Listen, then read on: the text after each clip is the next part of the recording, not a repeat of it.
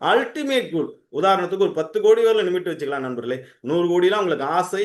அதுக்கு நீங்க நிறைய பிசினஸ் மேனா இருப்பீங்க, நிறைய பிசினஸ் பண்ணிட்டு ஃபர்ஸ்ட் உங்க ஆள் மனம் உங்களை நம்பணும். ஒரு 10 கோடியை உருவாக்கி பார்த்துருவோம். அதுக்கப்புறம் ஒரு 20 கோடி, அதுக்கப்புறம் 50 கோடி, அப்புறம் நீங்க போக நீங்களே இந்த டெக்னிக்கை பயன்படுத்தி 100 கோடி சம்பாதிச்சிருவீங்க.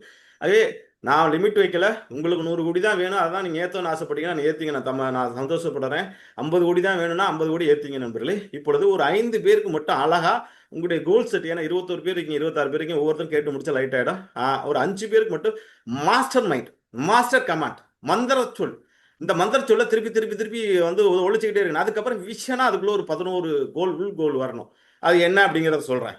உதாரணத்துக்கு வந்து இப்போ வந்து உதாரணத்துக்கு வந்து இந்த வருஷத்துல நம்ம அச்சீவ் பண்ண ஒரு விஷயம் ஒரு 10 கோடி ரூபாய். அதுக்கு வந்து மெயின் வார்த்தையா பணம் வேணும் 10 கோடி அப்படின்னு வச்சோம். பணம் வேணும் 10 கோடின்னு மெயின் கோலா வச்சிடறாமா. அதுக்கப்புறம் ரெண்டாவது கோல் அப்படிங்கிறது என்ன பார்த்தீங்கன்னா, ரெண்டாவது கோல் என்ன அப்படிங்கிறது பார்த்தீங்கன்னா, கிரெடிட் கார்டை ஃபுல்லாக ஒழிக்கணும். மூணாவது கடனை ஃபுல்லாக ஒழிக்கணும். நாலாவது அண்ணா நகரில் ஒரு வீடு வாங்கணும். அஞ்சாவது வந்து பார்த்தீங்கன்னா ஒரு ஃபாரின் டூர் போயிட்டு வரணும்.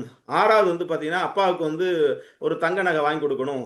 ஏழாவது வந்து யாருக்காச்சும் ஏதாச்சும் ஒரு இது மாதிரி வரிசையாக 7 பிரச்சனை, 11 பிரச்சனைகளை, 11 விஷயங்களை கரெக்டாக நீங்கள் 1 2 3 4 5 6 போட்டு எழுதணும்.